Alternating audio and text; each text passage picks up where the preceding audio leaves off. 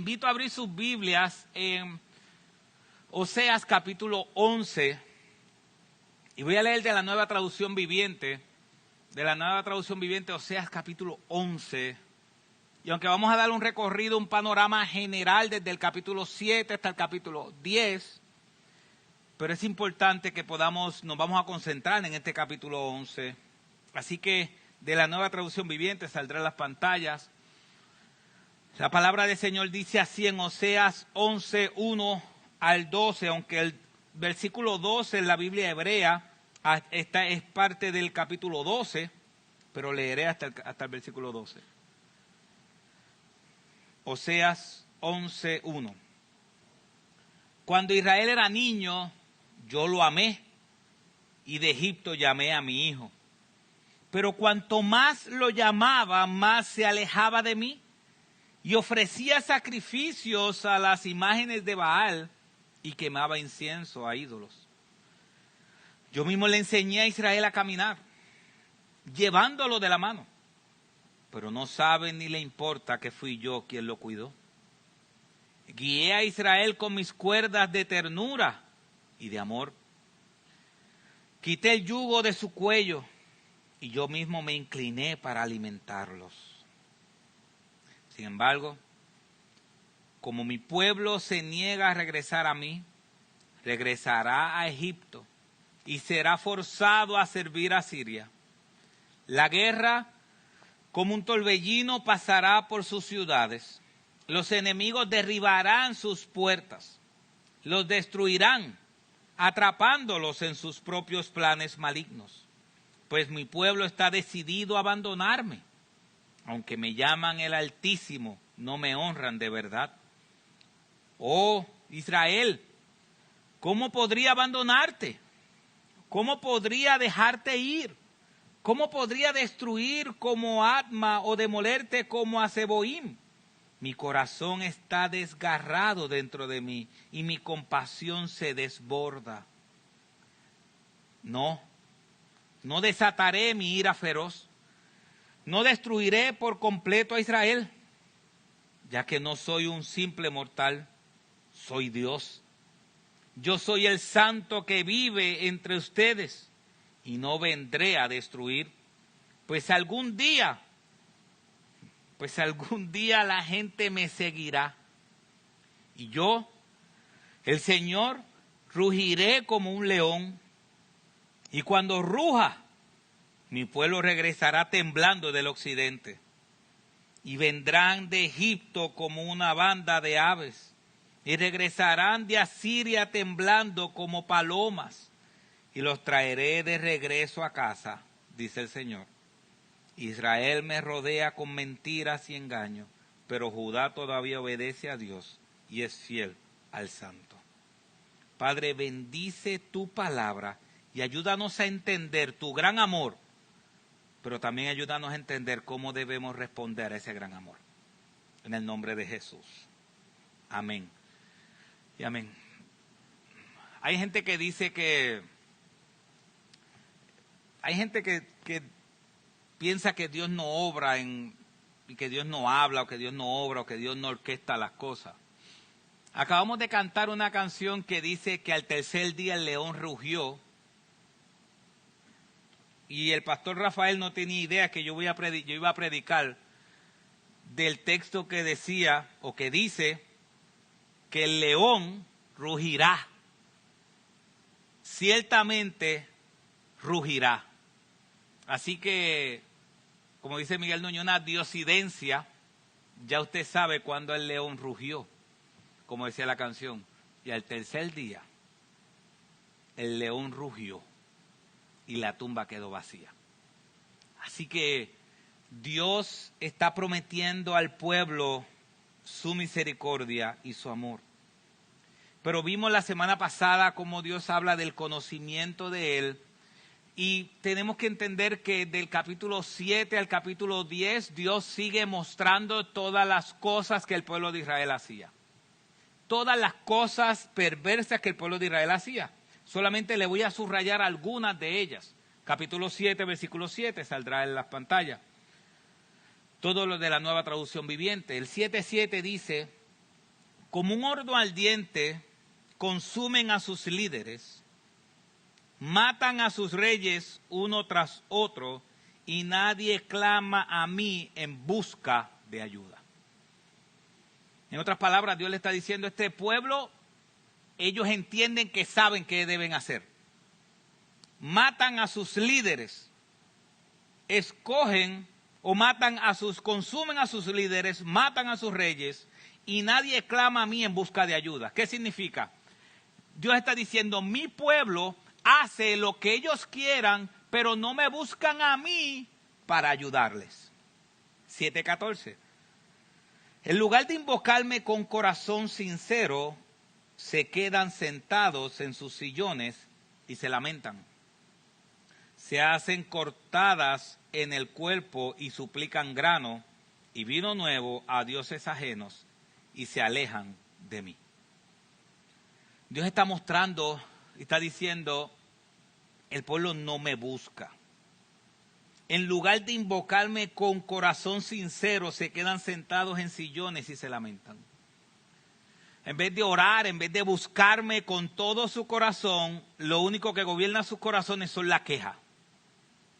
Y se hacen cortadas en el cuerpo y suplican grano y vino nuevo a dioses ajenos.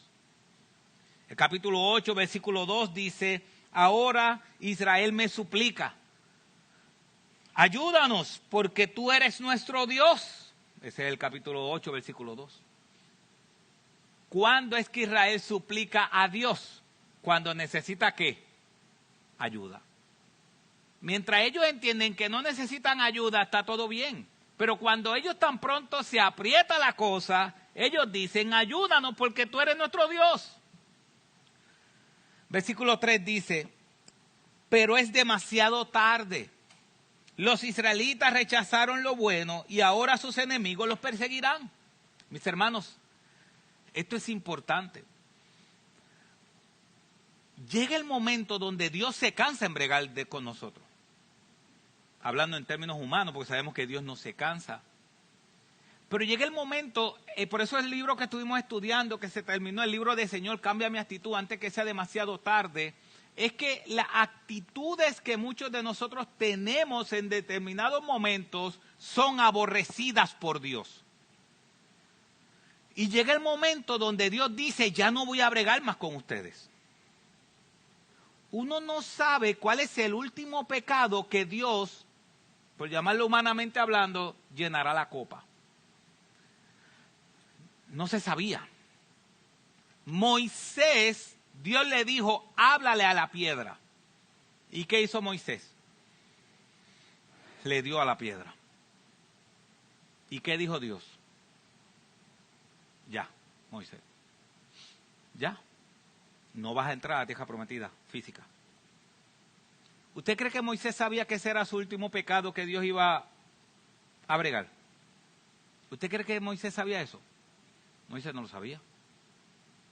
Ese fue el último pecado que Moisés cometió, ni tú y yo no lo sabemos. El último pecado que Moisés cometió, que halló gracia y misericordia ante los ojos de Dios, tú y yo no lo sabemos. Sabemos el pecado que cometió en el cual fue condenado, pero no sabemos el último. Estoy tratando hace tiempo de recordarme y no lo busqué. ¿Cómo es que se llama el que robó el lingote de oro y las púrpuras del libro de Josué? ¿Alguien se recuerda? Acán. El pecado de Acán. Gracias, mi hermano. El pecado de Acán. Dios destruyó al pueblo. El pueblo, Josué, Dios le dice al pueblo, vayan a ganar. Josué sale a la guerra. Pierden la guerra.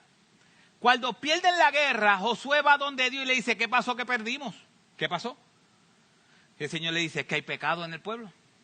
Hay pecado. Y empezaron a buscar. Y Acán había tomado un lingote de oro, púrpura del pueblo enemigo, y por eso el pueblo perdió. ¿Y sabes qué? Acán murió. Con todos sus familiares y con todas sus posesiones.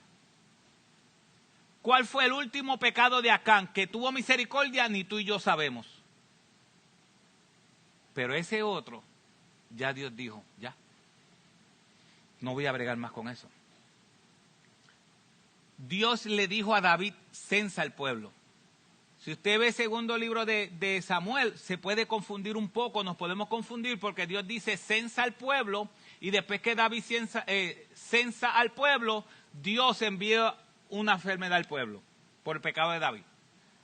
Y usted se puede preguntar, ¿pero qué pasó? Porque Dios fue el que mandó a censar al pueblo. Sí, Dios mandó a censar al pueblo, pero David tenía en su corazón ver cuántos ejércitos tenía para la batalla. El corazón de David estaba pecaminoso. El censo no era para eso, pero él estaba buscando cuánto ejército tenemos para la batalla. Se le había olvidado que con 300 Dios derrotó una multitud. Y ese pecado, Dios dijo, ya, no lo voy a perdonar. El pecado de Dios con Betsabé, el de Dios con Betsabé, de David con Betsabé. ¿Qué dijo Dios? El hijo que nacerá, ¿va a qué? Va a morir. ¿Y qué hizo David? Se tiró, hizo ayuno, se dejó la barba, se dejó todo, suplicando a Dios. ¿Y qué dijo Dios? No, tu hijo va a morir. En el Nuevo Testamento, Ananías y Zafira, porque a veces vemos solamente el Antiguo Testamento, el Nuevo Testamento, Ananías y Zafira. ¿Qué pasó con Ananías y Zafira? Mintieron. Quisieron dar la impresión de que eran personas dadivosas y mintieron. ¿Qué ellos mintieron? Miren, quizás para nosotros una sencillez. Vendieron una propiedad en tanto y dijeron que fue otra cantidad. Un pecado. Dijeron que fue otra cantidad. ¿Y qué pasó? Vino Pedro y le dice a Ananías, ¿por qué mentiste al Espíritu Santo? ¿Y qué pasó con Ananías? ¿Cuánto tardó en morir? Murió automáticamente. El último pecado de Ananías, que recibió misericordia, ni tú y yo lo sabemos. Sabemos el pecado que lo llevó a morir. Pero viene Zafira, su esposa. Y esto es importante, mis hermanas. Cuando su esposo está por un risco, delante de Dios no se tire por el risco. Viene Zafira y se para allí frente a Pedro. Y viene Pedro y le pregunta a Zafira, ¿por cuánto vendieron la tierra? ¿Y qué hizo ella? Siguió la mentira de ¿quién? De su esposo. ¿Qué significa eso? Si su esposo está mintiendo, usted no siga la mentira. Mejor dígale a su esposo, es mejor que no me pregunten, porque si me preguntan, yo voy a decir toda la verdad. ¿Qué pasó con Zafira? Dijo el mismo embuste. ¿Qué pasó con Zafira? Los mismos, esa gente estaban cansados. Llegaron de coger a Ananías, tan pronto llegaron, ¡pa! Se encuentra con otra muerta. Vuelven otra vez a arrastrarla hasta el lugar. No tan solo eso, hoy tomamos la cena del Señor. Hoy tomamos la cena del Señor. La Biblia dice en 1 Corintios 11 que algunos por tomar la cena del Señor indignamente mueren. Mueren. Y si usted se pregunta qué es indignamente, indignamente no significa en pecado, porque imagínese, ¿quién podrá tomar la cena del Señor siendo santo? Nadie, por los méritos de Cristo solamente podemos. Pero ¿de qué está hablando Pablo? Pablo está hablando de la unidad, Pablo está hablando de que algunos iban a comer y otros comían frente a otros que no tenían nada de comer.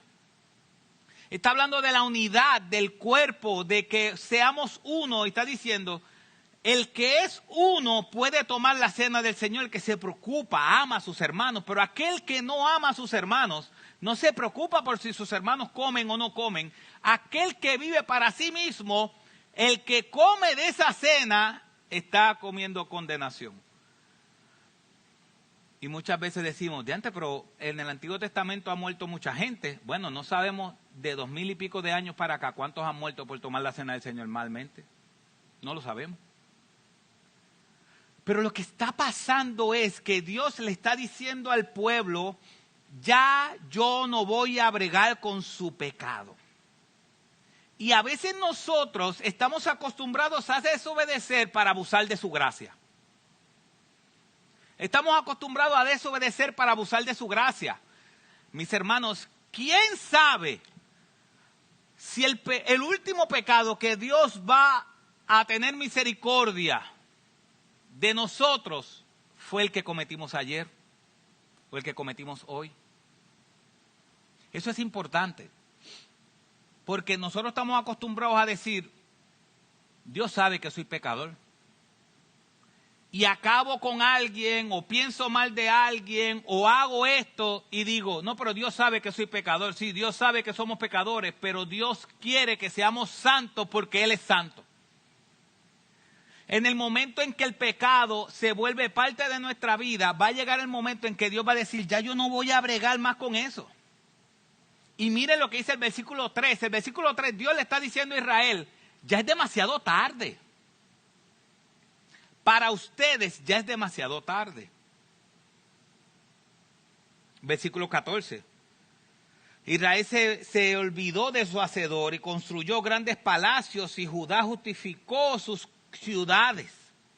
Mira, Judá justificó sus ciudades. Ahí está hablando del pueblo del sur. El pueblo del sur estaba pecando de la misma manera contra Dios. Por lo tanto, haré descender fuego sobre sus ciudades y quemaré sus fortalezas. Capítulo 9, versículo 10 dice el Señor, oh Israel, cuando te encontré por primera vez fue como encontrar uvas frescas en el desierto. Cuando vi a tus antepasados fue como ver los primeros higos maduros de la temporada. Pero después, ¿qué? Me abandonaron por Baal peor, y se entregaron a ese ídolo vergonzoso. En poco tiempo se volvieron viles, tan viles como el Dios al que rinden culto. Dios está diciendo, te vas a convertir en lo que adoras. Por eso el trabajo para ellos es un Dios, ellos se convierten en su trabajo. Lo que para otra persona es, si otra persona es mi Dios, esa persona comienza a quitarme lo que yo soy. Nos convertimos en lo que adoramos. Eso también lo dice un salmo. Y el capítulo 10, versículo 4 dice, la gente habla palabras vacías y hace pacto que no tiene intención de cumplir. Wow, eso está fuerte. Eso está fuerte. O sea que el domingo pasado y hoy, y cada vez que Dios habla, hacemos compromiso con Dios, y Dios está diciendo, yo sé de aquellos que hacen un pacto sabiendo que no lo van a cumplir. Usted sabe cuando alguien le está diciendo algo que usted no lo va a cumplir, que esa persona no lo va a cumplir. Yo sé que hay veces que usted dice, él me está diciendo eso, pero yo sé que no lo va a hacer. Dios está diciendo, yo sé que mi pueblo físicamente o públicamente dicen, yo voy a servir al Señor, pero al final no lo van a hacer. Así que la injusticia brota en medio de ellos como hierba venenosa en el campo de su agricultor. Y después que del capítulo 7 al capítulo 10, Dios está hablando de lo que el pueblo ha hecho, Dios muestra su amor. Y si vemos, Dios está mostrando su amor antes. Mis hermanos, lo que Dios está diciendo es, ustedes se están alejando de mí, le dice Dios a su pueblo, a Israel. Ustedes se están alejando de mí y lo único que yo he hecho por ustedes es hacerle bien. Es como si Dios nos estuviera diciendo a nosotros, su semana luce de tal manera que no me aman, pero sin embargo lo único que yo he hecho para ustedes es hacerle bien. Lo único que yo he hecho con ustedes es hacerle bien. Así que primero en el versículo 1 al 3 nos presenta el amor extraordinario de Dios. El amor extraordinario de Dios.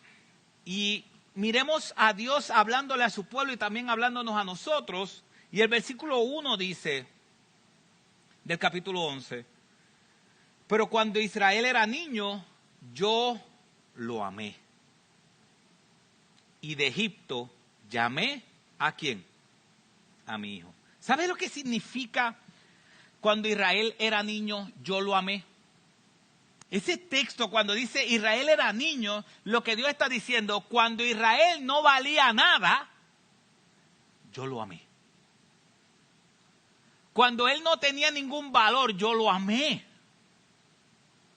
Mis hermanos, Dios nos amó cuando nosotros estábamos perdidos en pecado. Cuando no había nada bueno en nosotros, Él nos amó. Él nos amó. Y ese texto dice, cuando ustedes no eran nadie, yo los llamé. ¿Por qué dice cuando no eran nadie? ¿De qué está hablando? Miren, lo demás dice, y de Egipto llamé a mi hijo. Entonces, ¿de qué Dios está hablando? ¿Cuándo el pueblo no era nadie? ¿Que Él lo llamó? ¿Cuándo? Cuando estaban esclavos en Egipto. Cuando estaban siendo maltratados, abusados. Cuando los estaban matando. Dios está diciendo, en ese momento que ustedes no eran nadie, ahí yo los amé. Y de Egipto llamé a mi hijo. Y esto es importante, mis hermanos. ¿Qué significa eso? ¿Qué significa eso para nosotros hoy? Éxodo capítulo 4, versículo 22. Saldrá a las pantallas. Éxodo 4, 22 y 23 dice, entonces dirás al faraón, esto fue el mensaje de Moisés hacia el faraón, dice, entonces dirás al faraón, así dice el Señor, Israel es hijo mío, mi primogénito. Y te he dicho, deja ir a mi hijo, ¿para qué? ¿Para qué? Para que me sirva. Pero te has negado al dejarlo ir. Y aquí mataré a tu hijo, a tu primogénito. ¿Vieron esa conversación de Dios hacia el faraón? Recordemos algo, cuando Moisés salió de Egipto era porque lo querían matar, el faraón que estaba ahí lo quería matar. Y salió huyendo de Egipto. Pero Dios lo envía nuevamente a Egipto porque escuchó el clamor de su pueblo. El clamor de su pueblo de esclavitud, Dios lo escuchó y envió otra vez a Moisés. Pero miren eso. Eso es impresionante. ¿Por qué eso es impresionante? Porque dice el versículo 22. Así dice el Señor, vete y dile al faraón esto. Israel es mi hijo. Versículo 22. Mi primogénito. Israel, vete y dile al faraón que ustedes, ese pueblo esclavizado, ese pueblo que no tiene ningún valor, ese pueblo es mío. Son mis hijos. Israel es mi hijo. Suéltalo, versículo 23, suéltalo para que me sirva. Pero como te has negado, no quieres soltar a mi hijo, el primogénito, ¿qué yo voy a hacer con tu hijo? Mataré a tu hijo, a tu primogénito. ¿Ven esa comparación? ¿Ven esa comparación? Versículo 22, el Señor le está diciendo, Israel es mi hijo, mi primogénito. Tú lo tienes esclavizado, tú lo estás matando, suéltalo. ¿Qué hizo el faraón? Se negó. Entonces, ¿qué dijo Dios? Por cuanto tú te has negado a soltar a mi hijo y sigues matando a mi hijo, entonces yo voy a matar ¿a quién? Al tuyo. Porque tú estás matando al mío. Dios ve a su pueblo como su hijo. Y cuando Él dice, de Egipto llamé a mi hijo, lo que está diciendo es que ¿cuál era la meta de Dios soltar al pueblo de Egipto? ¿Cuál era? Le sirviéramos. Le sirviéramos. Así que Dios le está recordando a ese pueblo, yo te liberté de la esclavitud con el propósito que me sirvas, para que me sirvas. Maté a todos los primogénitos de todo, tanto de animal como de hombre, para que me sirvas. En otras palabras, Dios le está diciendo al pueblo, yo maté a mucha gente para que tú fueras libertado y pudieras servirme con todo tu amor y con toda tu pasión. Pero no lo estás haciendo. El capítulo 7 de Éxodo, versículo 16 dice, después de enviar las plagas, dice, y dile el Señor, el Dios de los hebreos, Éxodo 7, 16, me ha enviado a ti diciendo, deja ir a mi pueblo para que me sirva en el desierto, mas he aquí, hasta ahora no has escuchado. Es importante que la liberación de la esclavitud es para que sirvan al Señor. Por eso es que Dios en Oseas le está diciendo, es que yo te liberté para que me sirvas. Yo te hice libre para que tu vida se entregue a mí.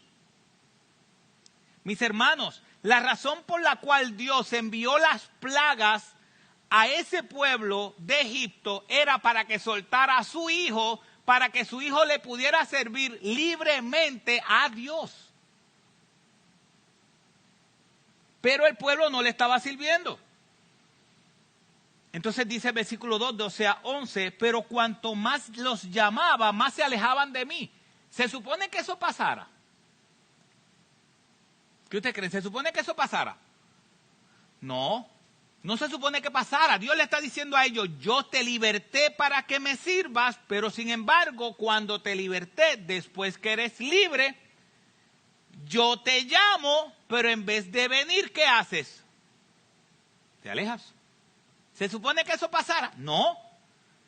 Y ofrecía sacrificio a las imágenes de Baal y quemas incienso a los ídolos. Dios está diciendo, oye, te liberté.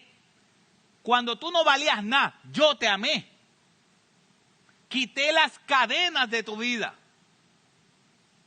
Ya eres libre. Te liberté para servirme. Pero sin embargo, cuanto más te llamo, más te alejas. Y no tan solo más te alejas, el que liberté fui yo. ¿Y qué estás haciendo? Estás ofreciendo sacrificio, estás adorando ¿a quién? A otros dioses. Yo te liberté, pero tu vida se basa en adorar a otros dioses. Versículo 3, yo mismo le enseñé a Israel a caminar. Miren Dios abriendo su corazón. Yo mismo te enseñé a caminar, llevándolo de la mano. Pero no le importa que fui yo quien lo cuidó. No sabe. No sabe. Para él no es importante que fui yo el que te cuidó. Entonces Dios está diciendo, te saqué de Egipto y te liberté para que me sirvas. Pero sin embargo ahora te llamo y no me respondes. Te alimento y te cuido con mi mano, pero ni tan siquiera te importa, no sabes, ni te importa que fui yo el que te está cuidando. Imagínense a Dios, nosotros en nuestra vida, teniendo a nuestros hijos como Dios, nosotros satisfaciéndonos a nuestros hijos, satisfaciendo nuestro trabajo, satisfaciendo nuestro corazón en otras cosas, y Dios ahí mirando y diciendo, wow, no sabes ni te importa que soy yo el que te cuido. Tienes a otros dioses que te producen una supuesta alegría en el pedestal, pero soy yo el que te cuido. Versículo 4 dice, guié a Israel con mis cuerdas de ternura y de amor. Quité el yugo de su cuello y yo mismo me incliné para alimentarlo. Dios está diciendo, miren el amor que está presentando Dios. Yo te cuidé, yo mismo me incliné para alimentarlo. Yo mismo me bajé y me incliné para alimentarte. Dios está mostrando su corazón. ¿Usted cree que es un corazón orgulloso el de Dios o un corazón dolido el que está presentando ahí? Hay veces que vemos el Dios del Antiguo Testamento como ese Dios fuerte. No, es que el Dios misericordioso es el Dios del Nuevo Testamento. El Dios del Antiguo Testamento es un Dios fuerte que siempre se pasa regañando, que siempre se pasa haciendo cosas. Ese no es ese Dios. Él está diciendo, yo te amé cuando tú no eras nadie. Yo te amé, te liberté, maté los primogénitos de todos los animales. Maté los primogénitos de los hijos del faraón y de todos los egipcios. Yo sacrifiqué personas por ti. Pero no te importa.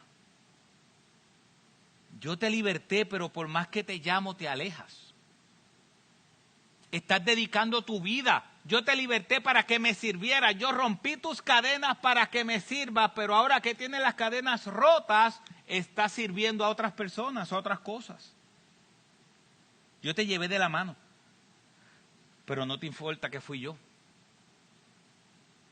Con cuerdas de ternura y de amor te guié y quité la esclavitud y yo mismo me incliné para alimentarte. Pero miren cómo respondió el pueblo. Miren cómo respondió el pueblo y analicemos si esa también es nuestra respuesta ante el amor de Dios. Número 2, la respuesta del pueblo al amor de Dios. Miren el versículo 3. Yo mismo enseñé a Israel a caminar llevándolo de la mano, pero ¿cómo el pueblo respondió? Pero no sabe ni qué, ni le importa. ¿Cómo se supone que reaccionemos al amor de Dios? Con amor. Pero cuando más Dios nos ama, dice Dios de su pueblo, pero a mi pueblo no le importa. No le importa que yo los amo, no le importa mi ley. No le importa que fui yo el que los cuidó, no le importa. Entonces, mis hermanos, ¿quién está mostrando siempre su amor? ¿El pueblo o Dios? Dios. ¿Y quién siempre está rechazando a Dios? El pueblo. Versículo 5, sin embargo, como mi pueblo se niega a regresar a mí, regresará a Egipto y será forzado a servir a Siria. Mis hermanos, miren ese versículo 5. ¿Por qué Dios castiga?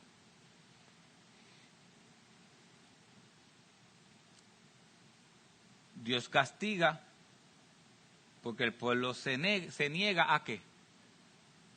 A regresar a Él.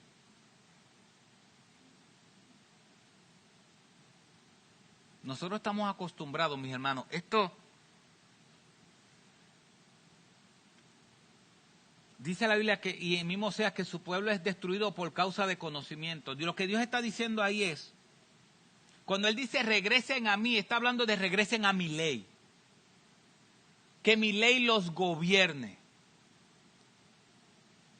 Y Él dice, y nosotros, es que nosotros tenemos una facilidad para no utilizar las escrituras y utilizar lo que nosotros queremos. Tenemos una facilidad tan buena para decir, no, eso no es lo que dice la Biblia. Aunque la Biblia habla claramente de ciertas cosas, o de la mayoría de las cosas que nosotros decimos que no. Y lo hacemos, si nosotros analizamos por qué torcemos la Biblia, para que la Biblia se parezca a lo que yo quiero hacer.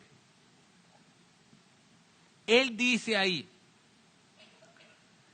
la razón por la cual te voy a castigar es porque no quieres regresar a mí. Así que cuando estés en medio del castigo, no digas que es Dios. Fuiste tú que no quisiste regresar a Él, le está diciendo Dios. Ya, ustedes quieren servir a otros dioses, sirvan a otros dioses. Sirvan a otros dioses.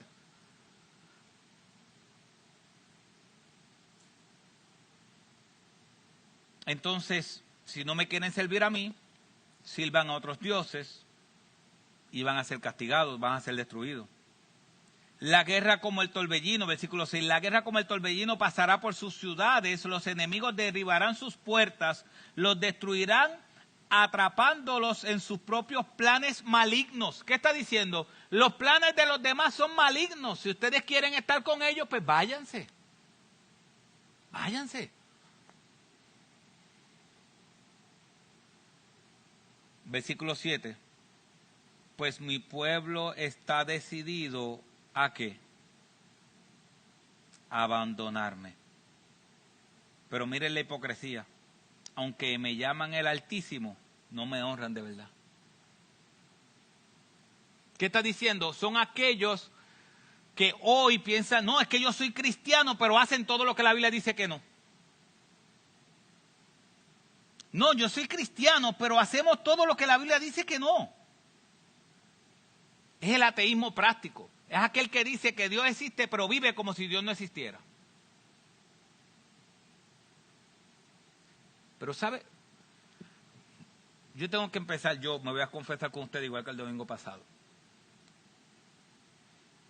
Yo tengo que empezar a orar por la gente que yo sé que se hacen los más espirituales, pero en su corazón están desobedeciendo a Dios. Porque es que entre el pueblo de Dios hay personas que entienden que porque se saben un pasaje u otro, comienzan a hablarlo y comienzan a expresarlo y uno dice, ay sí, que wow, pero qué verdad, qué tremenda verdad, qué tremenda verdad. Pero realmente viven para ellos. Y el Señor está diciendo, mi pueblo es hipócrita, pues mi pueblo está decidido a abandonarme, mi pueblo no quiere saber más de mí, pero me llaman. ¿Por qué dice me llaman? Aunque me llaman el Altísimo. ¿Dónde lo llaman? ¿En privado o en público? En público, porque si no dice me dicen el Altísimo. No, me llaman el Altísimo. Son personas que desobedecen a Dios, que no pueden servir a Dios ni así. Pero cuando están en público, pero es que Dios es maravilloso, mira este texto cómo me habló, pero qué impresionante es ese Dios, impresionante.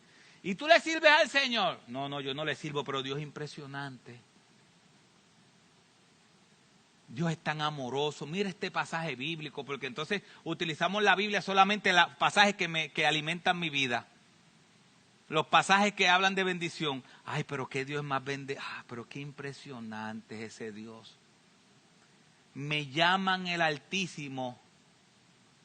Aunque me llaman el Altísimo, no me honran de verdad. No me sirven de verdad. Mis hermanos, Dios nos está hablando a nosotros de que analicemos nuestra vida. Dios nos ha amado. ¿Sabes qué?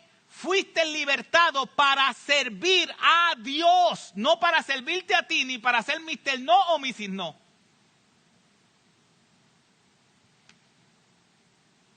Y ustedes saben que hay alguien por ahí que yo le digo Mrs. No y Mr. No. Fuimos salvados para dar la vida por Él, para servir a aquel que nos salvó, no para decir que no a todo. No para entonces decir, ay no, pero... No, yo no voy a hacer eso. No, pero yo no voy a hacer eso. ¿Y qué tú estás haciendo? No, nada, orando. Sí, pero ¿en qué le estás sirviendo al Señor? Él te salvó para que le sirvas. Te libertó de la esclavitud del pecado para que le sirvas. Para que vivas para Él, no para que Dios sea lo más bonito en tu vida solamente. Ay, si es que Dios es lo más bonito en mi vida y yo hago mi devocional diario. Ay, comparto mi devocional, miren mi devocional, qué tremendo y misericordioso es ese Dios. Aunque pases por las aguas no te anegarán, ni la llama arderá en ti, porque tú eres mi Dios. Y comenzamos con el Salmo 23, ay Señor, mi pastor, nada me faltará, aunque pase por agua, delicados pastos, Él me hará descansar, y que si esto y esto otro, y ay, pero ¿sabes qué? Me lo voy a tatuar. Y voy a hacer como Pidirio, Dario, qué sé yo, porque se ha cambiado el nombre 20 veces, que tiene el Salmo 23 tatuado. No se le nota, obviamente, pero tiene el Salmo 23 tatuado. Entonces vemos y entonces venimos nosotros y nos engañamos. ¿Por qué? Porque vemos gente así diciendo, ay, pero este hombre es tan espiritual. Pero esta mujer es tan espiritual. ¿En qué estás sirviendo? No en nada. ¿Puedes venir a tal hora a hacer? No. ¿Vamos a evangelizar a la calle? No. Hay que invitar gente a predicarle el evangelio. ¿Qué estás haciendo? No, nada. Miren, vamos a orar con los jóvenes que esta actividad. No. Miren que va. No. Analice su vida, qué está haciendo para servir al Señor. Y Dios está diciendo, te salvé, ¿para qué? Me sirvas. Pero es que ser líder no es fácil.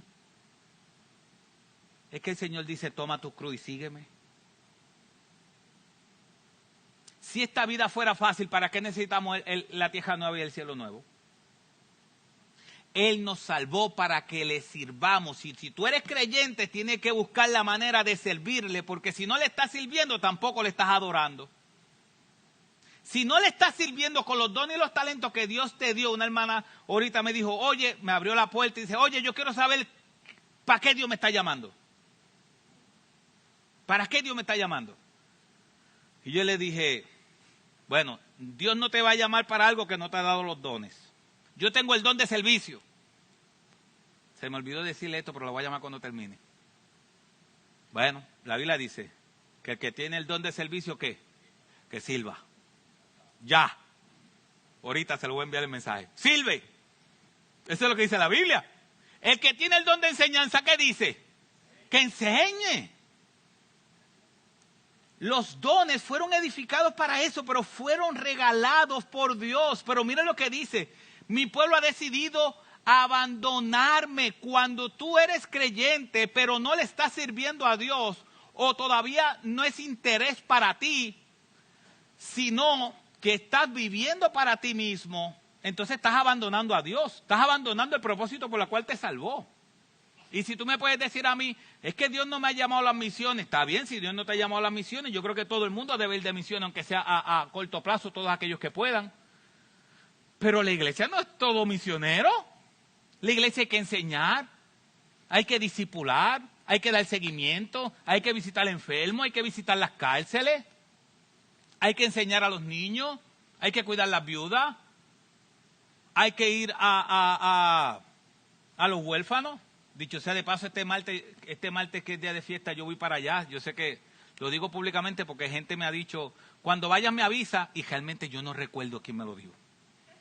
Y como yo no recuerdo quiénes me lo dijeron, lo digo públicamente. Yo me voy de lunes para martes, pero pueden llegar allá el martes, pero avísenme para echarle más agua a la sopa. Ese es un paréntesis. Hay tantas cosas que hacer. Miren, estaba hablando con Daina, que trabaja en... Dios es tan bueno que nos pone a gente que trabaja con los huérfanos, la oficina de los huérfanos, ¿qué se llama? Algo así, la oficina de los huérfanos de toda el área sur. Ella es la secretaria del encargado de los huérfanos, de las escuelas y todas esas cosas de toda el área sur. Hay un hogar en Ponce, que es el hogar donde los jóvenes después de 17 años, 18 años, ya el gobierno no los sostiene y los envía. Ya se van a la calle. Y ella me decía, hay 4 menos. Hay 4 menos que ya están en la calle. Que no se sabe ya qué va a pasar. 4 menos que están... Mis hermanos, si nosotros hemos estudiado o si nosotros somos, por más que los jóvenes, cuando yo era joven también lo podía negar, por más que nosotros lo neguemos, hoy estamos aquí porque adultos se invirtieron en nuestra vida, nuestros papás y nuestras mamás se invirtieron en nuestra vida. Aún sea como nosotros dimos, aún sea para fastidiar, se invirtieron en nuestra vida, porque hacía falta alguien que nos dijera, hey, y después contestaban tranquilamente, cuando tú seas padre lo vas a saber. ¿Se recuerdan eso? Cuando tú seas padre lo van a saber. 4 jóvenes más ya están en el mundo. Le pagan un apartamento por 1 año y un trabajador social lo visita cada 3 semanas y ya, sin nadie en el mundo. Porque los han cambiado de hogares y de hogares y de hogares cada 18, 15 meses y ahora más, lo cambian de hogar. Nunca crea conexiones con ninguna familia y a los 18 años, después de pasar por 20 hogares, le dicen, vete a la calle ahora. Pero ¿cómo se va a ir a la calle si no se ha relacionado con nadie? Yo quiero ir a ese hogar. Porque yo creo que nosotros podemos ir y predicarle el evangelio, porque el hogar de las puertas están abiertas en Ponce para ir y hablarle de quién es Jesús. Ser tutores de ellos, mira, yo me encargo de este, tú de este, y vamos a enseñarle el evangelio, vamos a enseñarle lo que es la vida, vamos a ayudarlos. ¿Por qué estoy diciendo esto? Porque cuando se trata del servicio a Dios, hay una gran variedad de servicios, pero no lo hacemos no porque no sabemos dónde servir, es porque estamos adorándonos a nosotros mismos, hemos abandonado a nuestro Dios. Mis hermanos, yo sé que hay una expresión que dice que el que no sirve, ¿qué? No sirve. Pero es que es imposible que un creyente no le sirva al Señor y esté en obediencia. Escuche, es imposible que un creyente no le sirva al Señor y esté en obediencia. Es imposible. Porque fuimos salvados, ¿para qué? Para servir. Y el Señor le está diciendo, ustedes están pecando. Mire el versículo 2, Israel me rodea con mentiras. Israel me rodea con mentiras. Impresionante. A veces nosotros rodeamos a Dios con mentiras también. No, Señor, pero ¿qué es que esto? No, pero ¿qué es esto otro? Pero ¿sabes qué impresionante? Antes de eso, mira lo que dice Shakespeare. Dijo una vez, escribió. Más afilado que el diente de una serpiente es tener un hijo ingrato. Más afilado que el diente de una serpiente es tener un hijo ingrato. Eso es lo que Dios está mostrando aquí. Por más que yo le doy a mis hijos son ingratos.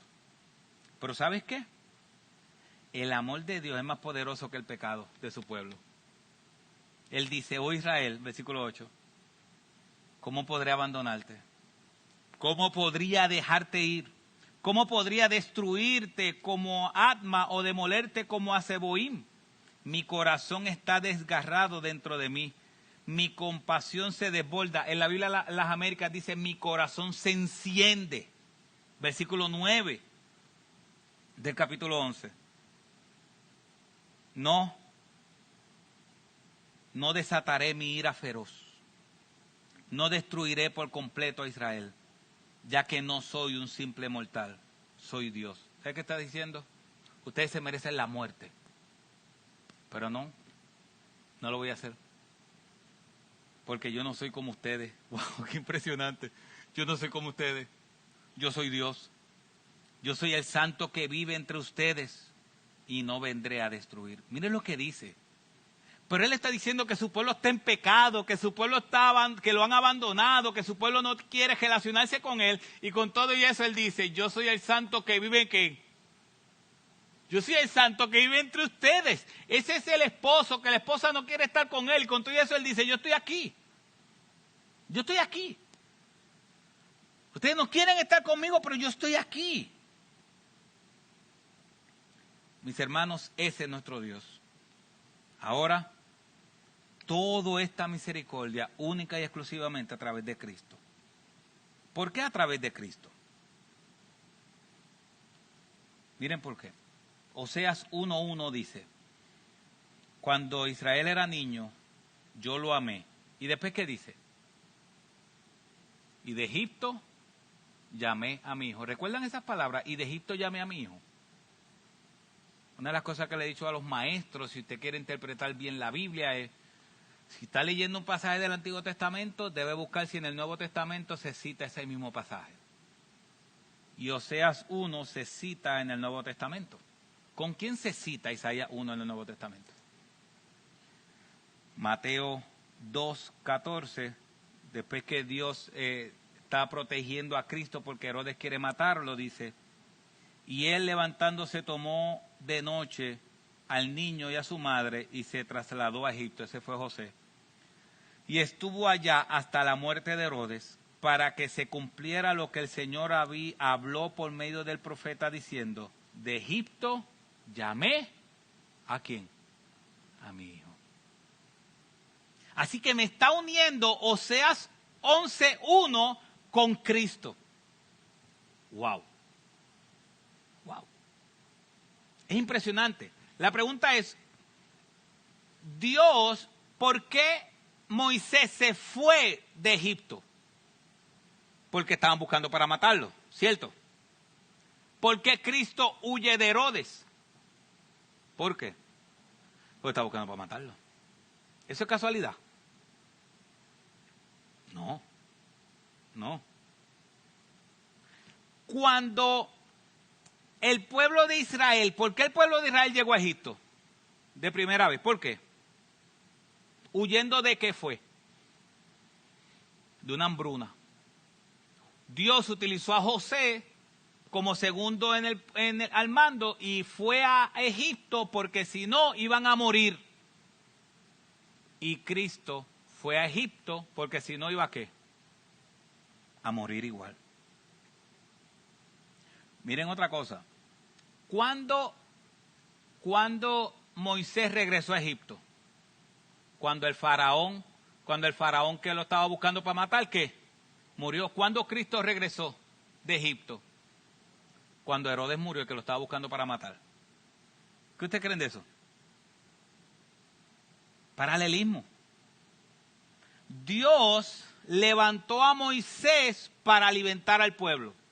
Cuando dice, y de Egipto llamé a mi hijo, fue que Dios levantó a Moisés para alimentar al pueblo.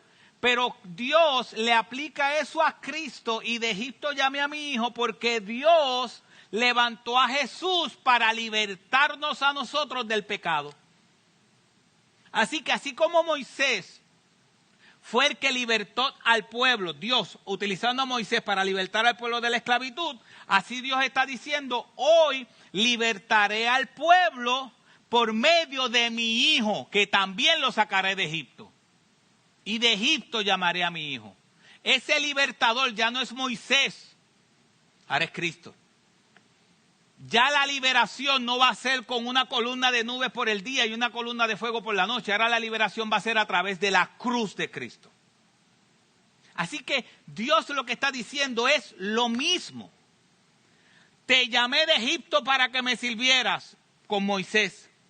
Te llamé ahora, Cristo, para que te libertara de la esclavitud del pecado, para que me sirvas. ¿Las dos cosas son iguales o son separadas? Son iguales.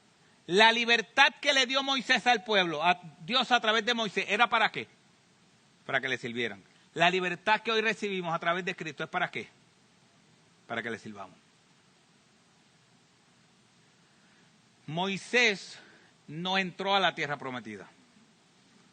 Cristo es la tierra prometida. Y dice el versículo 10 de Oseas 11, pues algún día la gente me seguirá.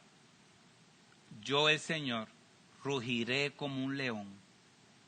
Y cuando ruja, mi pueblo regresará temblando del occidente. ¿Cuándo el león rugió? Cuando dejó la tumba vacía. Desde Oseas, Dios está diciendo, la libertad de mi pueblo tiene que ver con un león que va a rugir. Con un león que va a rugir. ¿Cuándo? Cristo enmudeció, dice que fue llevado como una oveja ante sus trasquiladores y enmudeció. Cristo enmudeció toda esa crucifixión.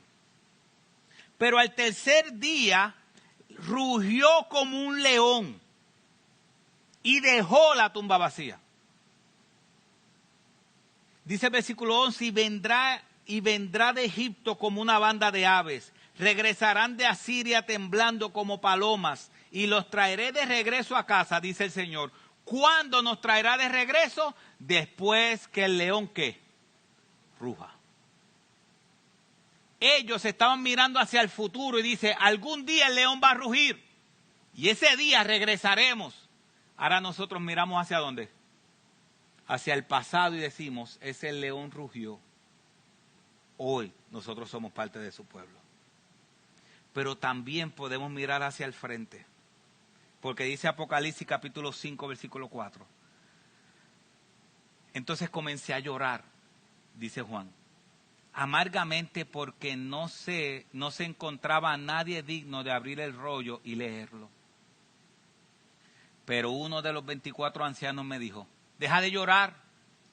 Mira, el león de la tribu de Judá, el heredero del trono de David, ha ganado la victoria. Él es digno de abrir el rollo y sus 7 sellos. Así que cuando Dios está plasmando esa segunda venida, esas bendiciones y juicios de parte de Él, Él está diciendo que Juan, cuando vio que nadie tenía el poderío para abrir ese rollo, y los sellos, él comenzó a llorar y uno de los ancianos le dijo, no llores, porque el león de la tribu de Judá es el heredero del trono de David y ha ganado la victoria. ¿Cuándo ganó la victoria? Cuando se resucitó de los muertos. Así que mis hermanos, solamente 2 preguntas para reflexionar. Ya si somos pueblo de Dios, ya que hemos sido comprados por precio de sangre,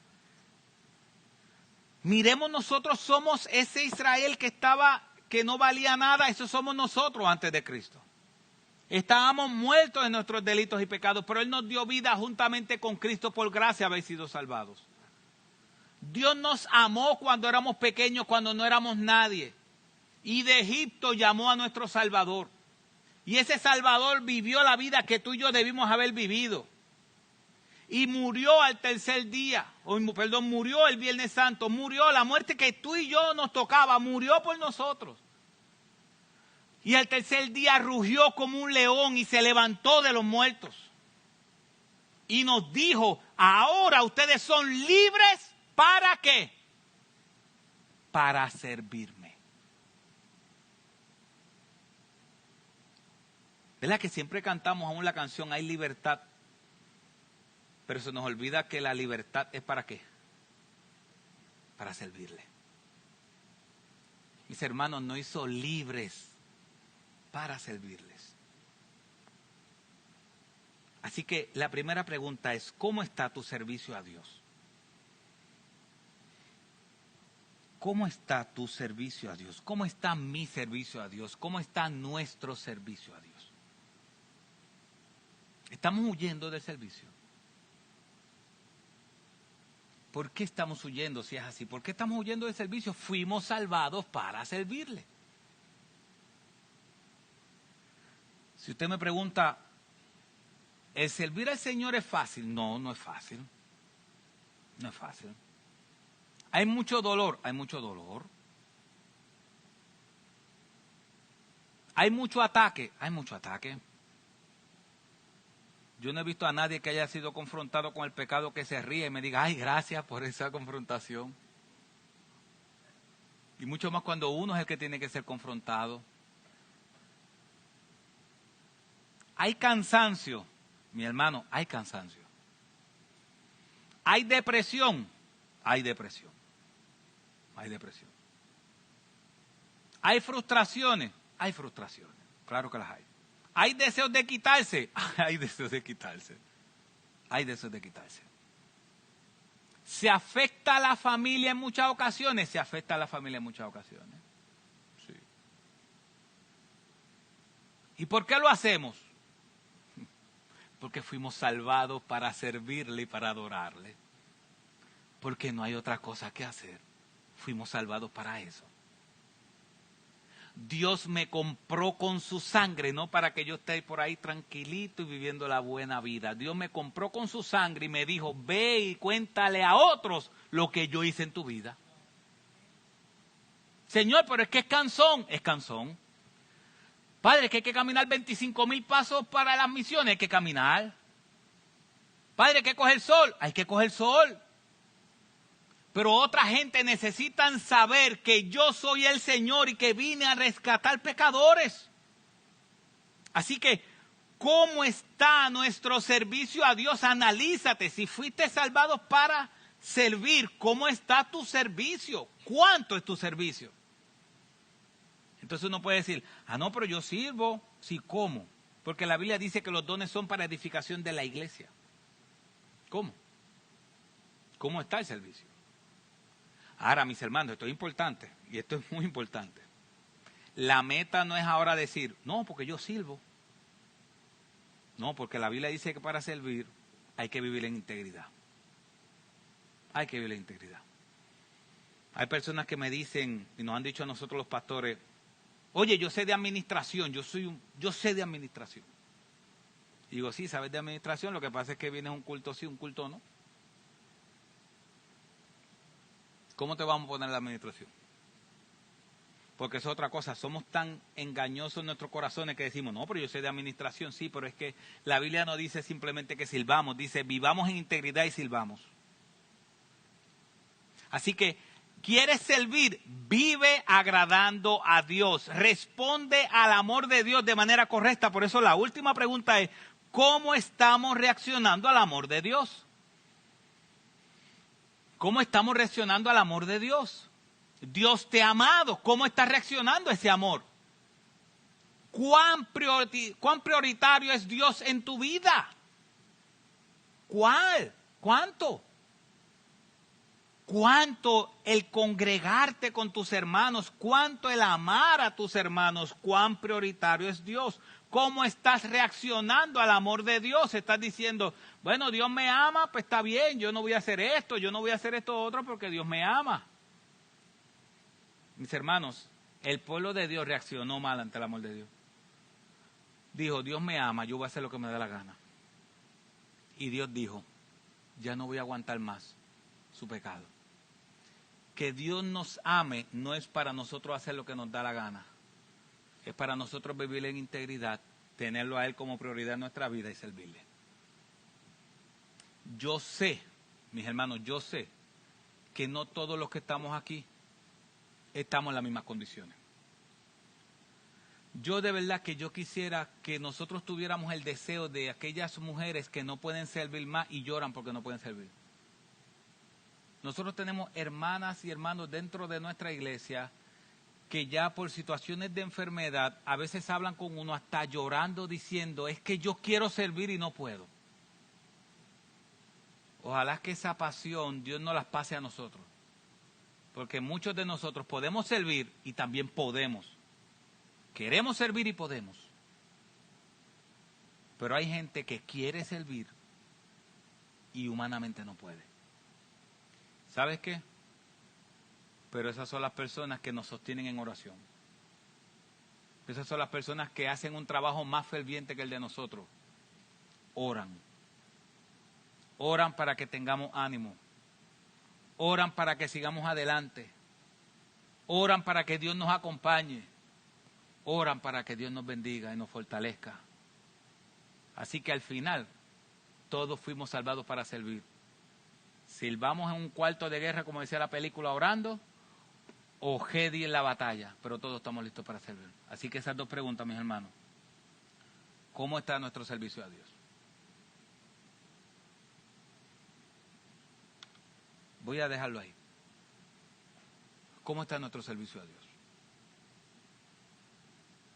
¿Cómo está tu integridad con Dios? ¿Cuán prioritario es Dios en tu vida? ¿Cuán importante es Dios?